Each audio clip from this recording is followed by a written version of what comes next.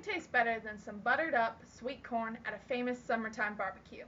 The usual question at a barbecue is how does the food taste? But the real question we should be asking is what has been done to the food before it reaches our dinner table. Most people will say that they do not know what has happened to their food before purchasing it.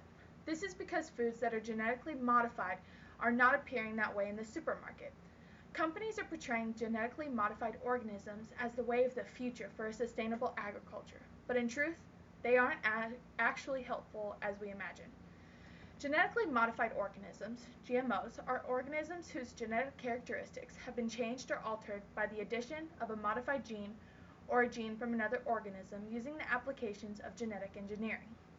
Now, just as a friendly reminder, sustainable agriculture is the production of food or another plant or animal products using farming techniques that protect the environment, public health, human communities, and animal welfare.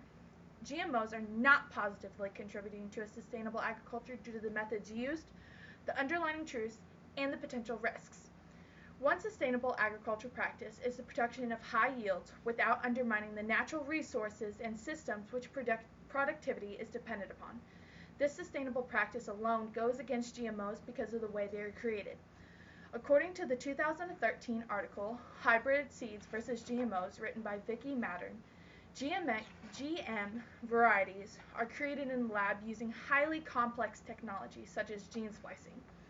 These high-tech GM varieties can include genes from several species, a phenomenon that almost never occurs in nature.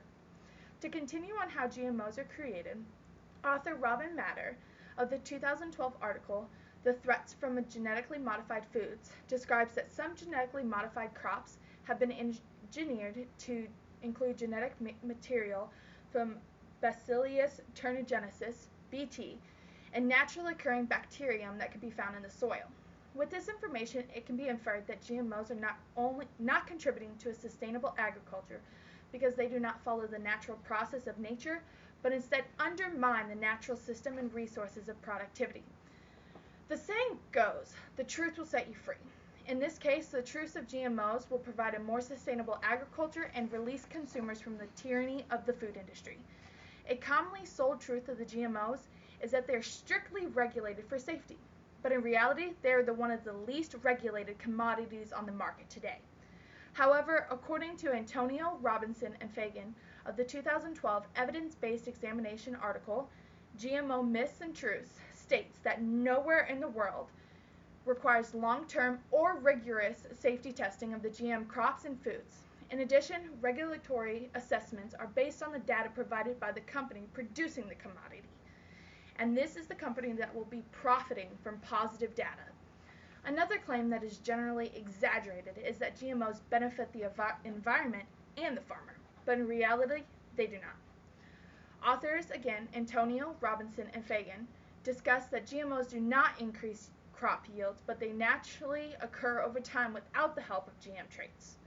Now, with regards to the farmer, they do not increase their choices. Instead, they limit them because the GM's industries control over the market and the idea that GM and non-GM crops can coexist.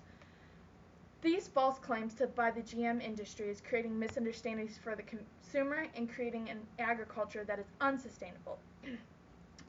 Risks are associated with anything and everything in today's society, but GMOs have growing risks towards agriculture that can no longer be overlooked.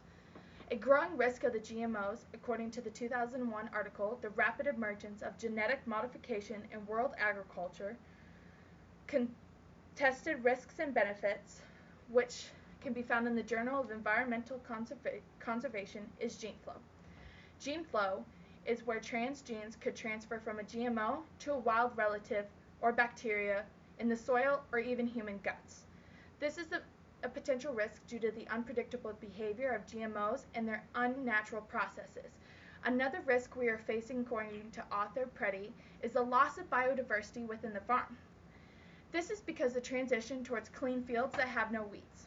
This transition results in the decreasing presence of herbivorous insects in seed production, a major factor in the declining population of farmland birds. We now must question if the risks are small enough to be overlooked or drastic enough to demand a change. Our biggest problem with GMOs is that we do not know what we are consuming them, and therefore we are not aware of the issues that are being created for us and our agriculture. We as consumers have the power to demand a change in the production of GMOs, the public awareness of GMOs, and the associated risks of GMOs. It is time for the consumers to know what they are putting on their dinner plates. It is time for building a sustainable agriculture, and it is time for a change.